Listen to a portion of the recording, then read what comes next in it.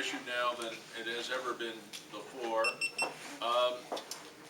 It's not something that you necessarily have to be so afraid of that you can't ever contemplate buying something that has a mold problem. But it's something certainly we have to be aware of and how it can tarnish and stigmatize a property. So we're going to hear from Charles today. Come on, Charles, and introduce yourself and tell us a little bit about what you're doing. All right, perfect. Well, first of all, thank you guys very much for having me here today. I work with Michael. My name is Charles, or Charlie. I prefer Charlie. It's phonetically more appealing to me. So, but in any event, I worked in the capacity as a corporate communications director for Mold Busters. And today, essentially, what we're going to do is we're going to try to touch on something that I think everyone in this room has or will encounter in the very near future, and it has to do with marijuana grow-ups. So first, a little bit about us. Mold Busters, we are the leading experts in inspection, testing, and mold removal. I know that's kind of a bold statement, but we stand by it firmly. We have over 15 years of quantified experience in this industry. We have been established in Canada since 2005, and we consider ourselves to be a very proud Canadian company. We strictly adhere and we follow all of the recommended guidelines when it comes to mold inspection, testing, and removal. So we do not cut corners in any way, shape, or form. We strictly follow all of the necessary guidelines in order to properly detect and remediate mold in its problematic areas. Now, Mold Busters, we are known for delivering consistent mold awareness education seminars. So we do presentations like this regularly for real estate agents, home inspectors, a whole gamut of different institutions, and it's been proven to be very helpful in raising proper awareness and education to this growing problem, as Mr. Firestone just explained. We're also known for having a very effective and aggressive online marketing approach, which is what sets us apart from the norm. You type in mold in Google, we're the first people to come right up. And so we are always striving to be the very best and the most knowledgeable on this subject. And we are also very proud of providing the best customer service. We pride ourselves on that, and we're always striving to improve. Also, Mold Busters, we're not just about mold, we're very multifaceted, and I'll try to explain a little bit about that later on. The presentation is not about us, it's about Grow Up, so we'll try to keep on track. But we definitely do strive on being insightful, innovative, and original. So Mold Busters originally started with an idea in Russia. And that's where the kind of the crux of Mold Busters came to be. That's where the beginnings, the roots happened. And then we quickly started off with our main office in Ottawa, quickly branching out to Montreal and Toronto. We branched out also into the west of Canada, particularly Regina and Saskatoon. And that office is always kind of fluctuating. There's a major interesting problem with mold and finding consistent contractors. So we decided to go across the pond, like really across the pond, 22 hours away, and we established our office in Indonesia and have deployed into Malaysia as well. So we're hoping that in the next 10 years this will all be orange dots full of MBs, so our goal is to conquer the world. Now, what is our secret? What does set us apart in this industry? As Bruce mentioned, it's a growing problem, so there's a lot of companies trying to get in on helping people or at least making some money. So what's our secret? Well, our secret is that it's not mold until it's tested. See, we firmly believe that there's too much variables to consider when encountering mold. And too often for us, we're always doing, I guess, repair jobs from, for example, home inspectors, who will go into an attic, see some black spots on studs, write mold on the report, and it completely screws the deal. So for us, we don't believe that. We believe that mold needs to be properly tested first, and that's how we treat it. And I'll get to explaining a little bit why testing mold is so important in the remediation portion. Can I interrupt for a second? Absolutely. Charlie? Mold Busters kind of reminds me of Pynchon Engineering, right, and Pynchon Environmental, where they're not like some of the other consultants who are trying to find environmental problems so that they can do more studies. They're actually trying to help the client, the buyer, the seller resolve a potential issue. So they're not creating issues, and I salute you for that. Absolutely. Well, that's a really good point. Our big slogan on our website is protect what's most important, and there's a picture of a little baby. And that really is, what it's all about for us, is ensuring that the home is safe no matter what. And so we don't create problems, we just try to resolve them if we find them, and that's a big difference. Now again, why is it important to test for mold? Well, first of all, there's over 10,000 known species of mold. So that makes things really complicated right off the bat. So we believe that if there's black spots, that's not black mold, because there's so many different shades and variations of that. So we need to be able to determine exactly what species is found in order to, I guess, prescribe the proper remedy for it. Each mold has its own unique set of properties, its own unique set of growth patterns, and in turn has its own unique set of remedies. And we believe that, we understand that, and that's how we implement our approach. Also, all mold is allergenic. There's not a single form of mold that is not. What does that mean? Meaning that it carries allergenic properties. People will exhibit allergic reactions. The most common ones are flu-related. So stuffiness, headaches, scratchy throats, all that kind of stuff. So all forms of mold emit spores, which are microscopic airborne particles that float around in the air. That's actually the most dangerous part about mold. It's not so much the growth that you see happening on the walls, it's what you don't see floating around in the air. And that gets into our passageways, our lungs, our, everything. And that will cause allergic reactions. The other interesting thing is that every individual has a different immune system, so their reactions will be very different one to another.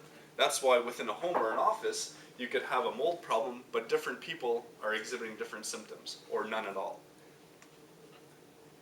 In addition to that, there are toxigenic and even carcinogenic forms of mold. This is why it's important to test it. You don't want to have some random contractor going in and ripping out mold that's on drywall, for example, that's covered in carcinogenic mold and not following the proper guidelines. What you may be doing is exposing the inhabitants to a much bigger problem than already existed. The other interesting thing is that mold has always and will always exist. In fact, we found passages in the Bible, in the book of Leviticus of all places, explaining that what to do if you encounter a home that is saturated with mold. Oddly enough, their remedy was to condemn the house and to remove the inhabitants and to quarantine them. So not much has changed in the last 2,000-3,000 years. And at the same time, mold can damage health, can destroy building structures, and will kill real estate deals. Some of you guys probably already know that. Now in terms of marijuana grow-ups, this is a growing problem, and that's not a pun, but I guess we'll just use it as such. But there are 7 common signs to a grow-up. First of all, windows are covered up and you can't seem to see people inside. Now they'll cover up the windows with paper, garbage bags, people's cats, I don't know. They'll just make sure you can't see inside whatsoever. There's a lot of electrical sounds, for example, fans and generators going at all hours of the night, bright lights, the lighting systems to help the marijuana grow itself. There's that skunky smell from familiar marijuana smell, increased traffic at odd times of day and night, and also the traffic will go in through kind of different areas, for example, the garage or the back door as opposed to the front door. And there's unusual garbage, so lots of PVC pipes and fertilizing containers. And there's excessive security.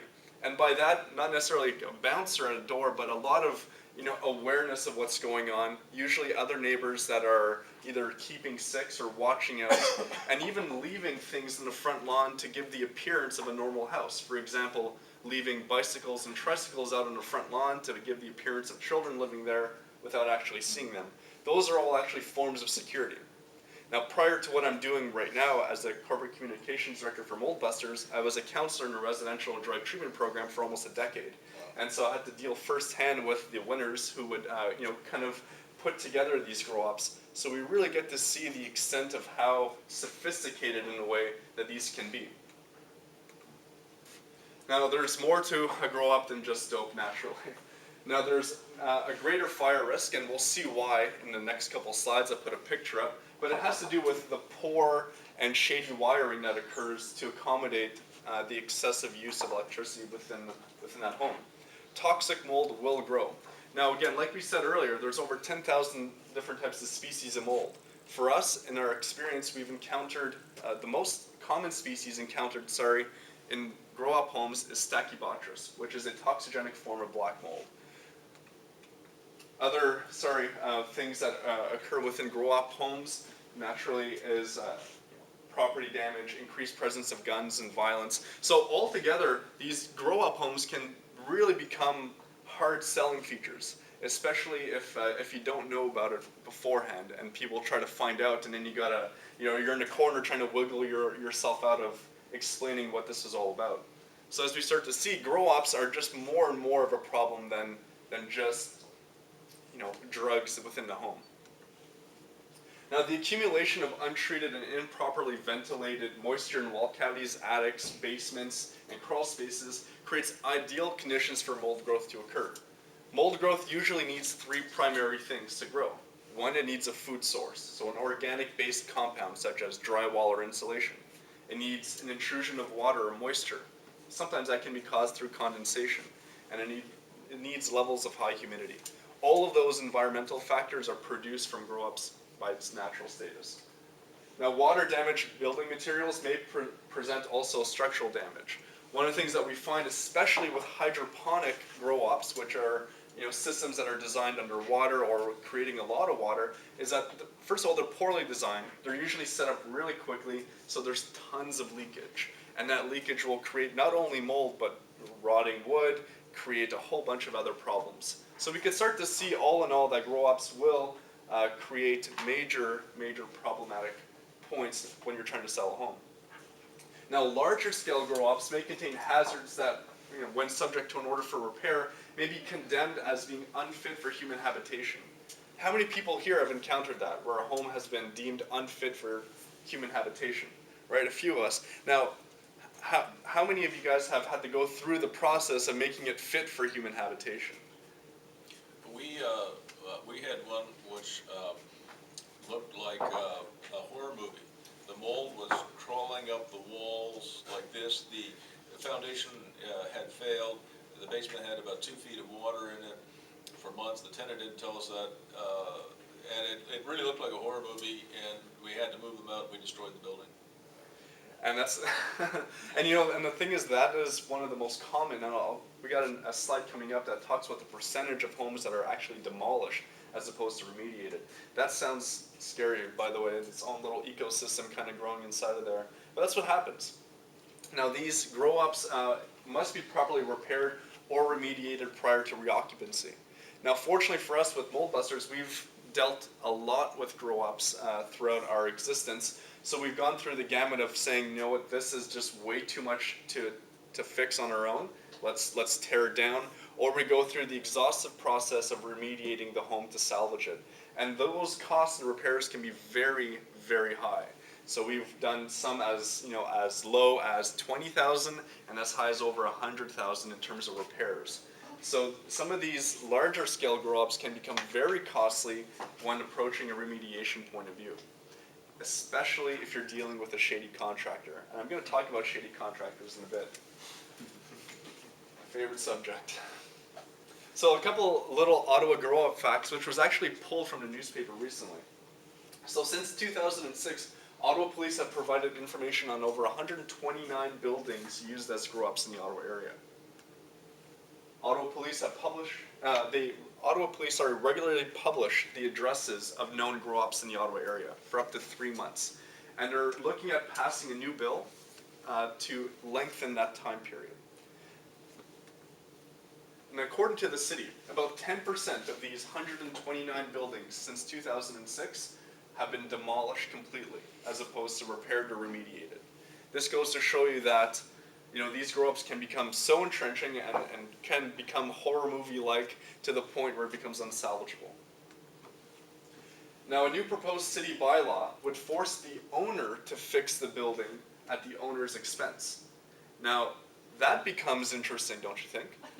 If the tenant is the one causing the problem, now the owner is the one that's going to have to fork up the cash to fix it up. So an order would be registered on the property's title to give prospective landowners and lawyers a heads up if the home needs remediation. So all these since mold is becoming a more and more growing problem, and grow-ups are becoming more and more prevalent in our society, especially in Ottawa, it's gotten to the point where the city is now enforcing new bylaws in order to deal with this problem, in order to hopefully dissuade people from renting out to questionable characters. So it'll hopefully put the emphasis on doing proper credit checks, background checks, but in the meantime, for those owners who can't or who won't, it's going to cause a bunch of problems. So as we can start to see, there's a lot of factors to consider when dealing with a grow-op. It's more than just a little bit of weed growing here and there. It's a lot of stuff happening. So we got a few pictures. These were pulled from the RCMP's website. And this was an example of some amazing electrical engineering. And this is naturally a hazard, right? So this looks like my old computer room from about 10 years ago. But this in particular is what we encounter regularly. And we also find that this setup here is probably the nicest that we've seen. So when it comes to grow-ops, you're encountering complete restructuring and rewiring of the entire home. And as some of you may know, that can become very costly in order to correct and repair. Here's an example of some mold starting to grow on ceilings. So can you imagine being called into a home and you walk into the front door? Do you use breathing apparatus? Yes and no. So for us with mold busters, we're very, very discreet. We're aware that people have neighbors and they don't want, the hazmat suits and the big mold van showing up to their front lawn. So what we do is we show up and we look like your average, carpet salesman, and we show up to your front door and we're very discreet. Until we walk into a section like this, then we excuse ourselves politely, we go to our van, and we grab our masks. Now for the types of masks that we use, we have to use masks that are equipped with HEPA filtration. Because HEPA filters are the only type of filters that will capture and filter out mold spores, which are between 2 to 20 microns in size. So anyways, that's another topic for another day. But here's another example of what you would find. And as you can see, the mold naturally starts to grow on the organic-based compound, the drywall, and then starts to merge onto the carpet. And that doesn't happen necessarily through process of growth. It happens through disbursement of mold spores through the air. So since what we see growing on the outside, it's the end result of mold happening. I'll explain it to you like this. Maybe I'll just draw it. There's a board behind you. Look at that, there's a board behind. Okay, so a tree, kind of, right? So what we see happening with mold growth, let's just say that this line here is drywall. So what you start seeing is that the growth happening, all of this beautiful stuff, is the leaves of the tree. But you have all the stuff underneath the drywall. And we're talking about an organism that occurs on a molecular and cellular level, so it's very, very small. So if people remove or just wipe off or clean with bleach, for example, the top layer, you're removing all the leaves, but you still have all this, the roots and all the crux of it growing underneath it. In a similar light, fall is my favorite season. And all of the leaves at this time of year are changing colors, they're rotting away, and then gusts of wind will cause all those leaves to blow across my front lawn, making me angry because I just raked it, right? Same thing with mold spores. Mold spores are those dry leaves that get blown away when a gust of wind occurs. Now these mold spores are microscopic and they're very light and they disperse through the air very easily. Now what happens is that when these spores travel, they'll land on another organic-based material, carpet, drywall, and then with the presence of water, moisture, humidity, the right temperatures, the germination process occurs. It's a self-germinating organism, which is kind of scary if you think about it. It's very sci-fi-ish. So we can see that mold right off the bat is a very complex problem and can prove to be more than just what we see. So everything happening on a cellular, molecular level is what is a real problem. That's a pretty saturated, yeah. So I mean, is this kind of what you saw? Yeah, just like that. That's scary.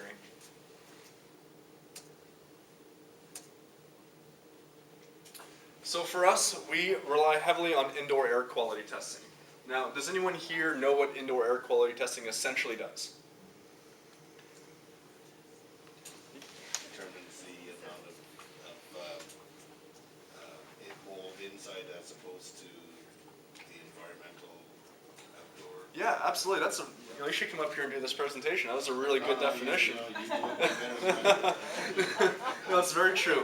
Essentially what indoor air, and there are different types of indoor air quality tests, but essentially what it is, it's we are able to absorb all of the solid particles that are floating around in the air. So we could do one in this room, and we'll be able to know exactly what type of particles it is that we're breathing in, whether it's mold spores, bacteria, pollen, dust, a variety of different things. We could test for asbestos fibers, volatile organic compounds, and essentially air quality test is great at being able to determine what you can't see. So think about all these spores that people are breathing in that you can't see. And air quality testing will also tell us the species of mold, the concentration levels, and how much spores, for example, per cubic meter are in that environment. So for us, doing air quality testing before and doing one after are crucial. Even if we walk into a home that looks like this. Okay, obviously we know there's a mold problem. There's not a matter of determining that there's a mold problem, but we want to know the species. Remember, it's not mold until it's tested, right? We want to know what we're dealing with and how we're going to approach it. And then we have a baseline for comparison once the remediation is done. We now know through empirical analysis from a laboratory what the spore count in this home was at the time that it was all messed up. Then we clean it up, then we do another indoor air quality test, and now we see what it is in comparison to. So indoor air quality tests are essential in determining existing and potential problems. Indoor air quality tests are usually required to determine whether a house is considered safe for habitation. In our experience, when we've dealt with grow-ops, we always have to do 3 indoor air quality tests in order to get the hydro, for example, reinstated in that home. So we need to do one outside, as our friend mentioned, to have that baseline comparison to compare what the indoor results are, and then we do 2 inside. And that's a very bare minimum. And indoor air quality tests are the first and last steps for mold remediations for grow-ops. As I mentioned, we have to do one before to know what we're dealing with, clean it up, then we do one after to see if we've done a good job. And it's a good way of being able to provide a clean bill of health. It's all on paper, it's all documented, and it's the tests themselves are actually done through a certified third-party laboratory. So again, Mold Busters is not involved in the actual testing itself, just in the collection of. Now, indoor air quality tests, in our opinion, should be mandatory for the sale of any home. So before and after, even if it's brand new and clean. I remember when my wife and I moved into our first home, our first new home, I should say. It was brand new, like maybe a year or so old. We did an indoor air quality test, and we actually found out there was mold in there, believe it or not. And so we were livid, to say the least, politely. But we understood why. You know, most of these homes nowadays are built so airtight in order to conserve energy that there's no, natural evaporation, condensation forms, and doesn't take much at all. Charlie, can you comment on that for a minute? Here, I understand we're trying to be more energy efficient. We're making our buildings more airtight. So how would you deal with that if you were a new home builder or advising a new home builder? I would take my time building a home. That would be my first step. I remember I drove through Orleans the other week, and I swear the week prior there was nothing there. Now there's not only homes but entire families, built in with the school. So I'm like, how do these homes get built up so quickly? So one of the things that I would do is I would be aware that homes do need to be energy efficient. I'm 100% on that. We are a green company. We believe in that implicitly. But there are certain things that people can do. One is not cutting corners when using materials. It's okay to have airtight homes as long as the building materials that are being used are top quality, I should say, or better grade.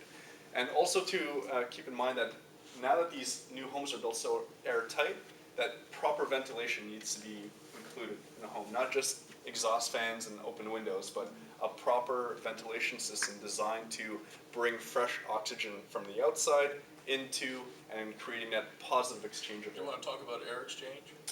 I do, but we have a lot of things to cover. Okay. But air exchange is, I'll touch on it briefly. Air exchange, or positive air exchange, is essential for maintaining the good indoor air quality of a home. Now with Mold Busters, we exclusively provide a home ventilation system called the Easy Breathe ventilation system. And it's specifically for homes that were not equipped with proper or good airflow. And essentially it's a device that we would install through the foundation of the home that takes fresh oxygen from outside, brings it in, filters it through a HEPA filtration system, and then kind of dishes it out through the rest of the home. In addition to that, it takes all of the negative air from the home, all of the disgusting, crappy air, and brings it through the filtration device and pushes it out to where the vent is located. So we always tell people that we're installing this device, point the vent to a neighbor that you don't really like, because it'll push all that negative air right out there.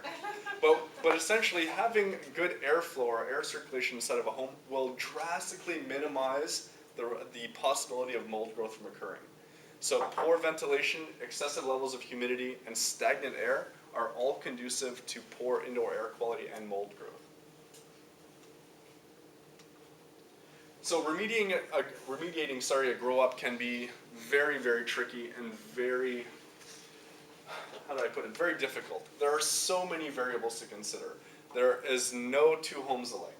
But some of the basic ones that we always have to do is we need to repair the foundation wall so that it's structurally sound and prevents water infiltration. The second one is that we need to repair all the plumbing and electrical systems so that it's in proper operating condition.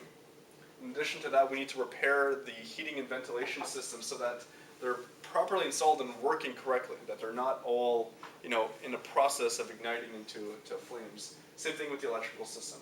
So that's aside from the actual removal and decontamination of the mold growth itself.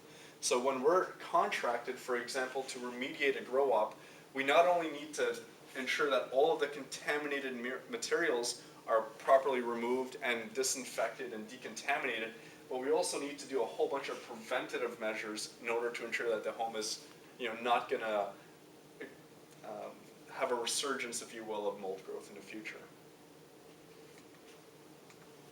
So we also need to make sure that we assess and repair all attics and crawl spaces. We need to conduct a detailed inspection in order to make sure that there's no water damage, rotting wood, or materials from leaks, as we mentioned earlier.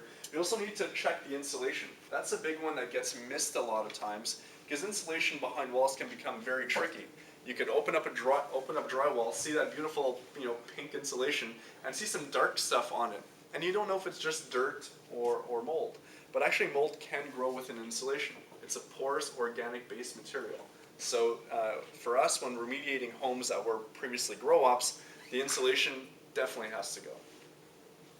And any type of mold that was used or mold that was found, for example, in fabrics, also need to be removed. So carpets need to be taken out, any type of couches or curtains, all that kind of stuff naturally needs to be completely gutted.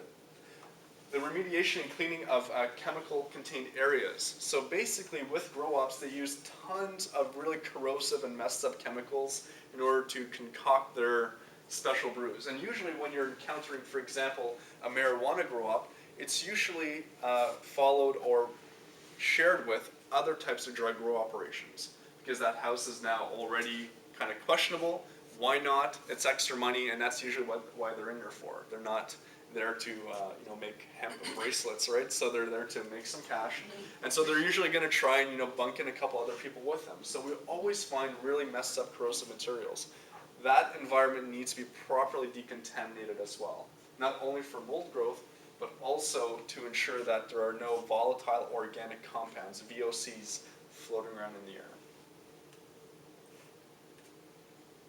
So we are regularly involved with grow-ups, and not only testing and remediating grow-ups, but also involved in consultation.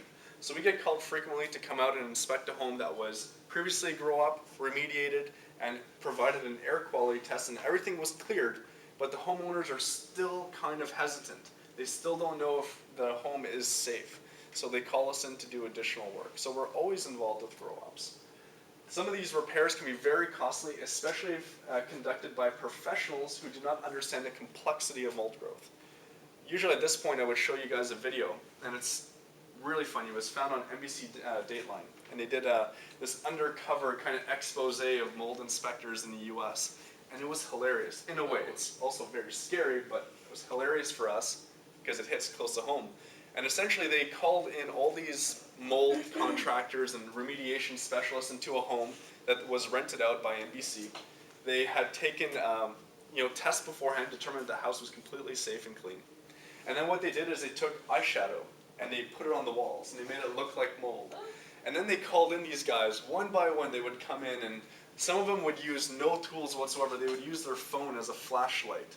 And they would come in and be like, yep, that's black mold. You got a $10,000 problem there. And literally, one after one, you would see people come in and dish out. And they would prey on the people's fears. They would say, oh, you have children. I see that. You know what that's doing to the kids. And they would really prey on that. And you know what? In this industry, there's a lot of professionals who are willing to bend some morals and values in order to make a quick buck. So, in the same thing when it comes to repairing, sometimes it'll be the cheaper route, but they don't understand the complexity of this. They don't know that there's 10,000 species of interesting forms of mold. I was going to say, you may cover it later, but you said very costly. Is there a point where either the government or yourselves would say that you're not allowed to repair it, it's too expensive, or it's too Yes. dangerous? Absolutely. Are you going to talk to that a bit after? Or? Well, we already kind of touched on it. Right now there's a new policy, especially in the Ottawa area, where they are bringing in home inspectors and health inspectors to determine that beforehand. So things are changing. So for us, our involvement will probably change in the next 5 years. So grow-ups are a growing problem. I had to italicize that for some reason, naturally. Right, and more awareness needs to happen for homeowners, home inspectors, buyers, and real estate agents. So for us, we are taking proactive steps in ensuring that there's awareness that is raised and that we are still the industry standards for taking care of this problem. A few ways that we're doing that is naturally following our insightful, innovative, and original slogan. So insightful, we published our first book. So it's not mold until it's tested. It's available everywhere that you can find, and we cover everything that you need to know about mold. And one of the great things is that everyone in this room, you're going to be getting a free copy. So we've already siphoned your email addresses. It's spelled differently. American spelling on the left and Canadian spelling on the right. Absolutely, and here's why. Google algorithms. Some people will spell M-O-L-D, and some people will spell M-O-U-L-D. Both are synonymously okay. Doesn't change the definition one to the other, but people will search for different things. So we are ahead of that, and we are already taking care of it.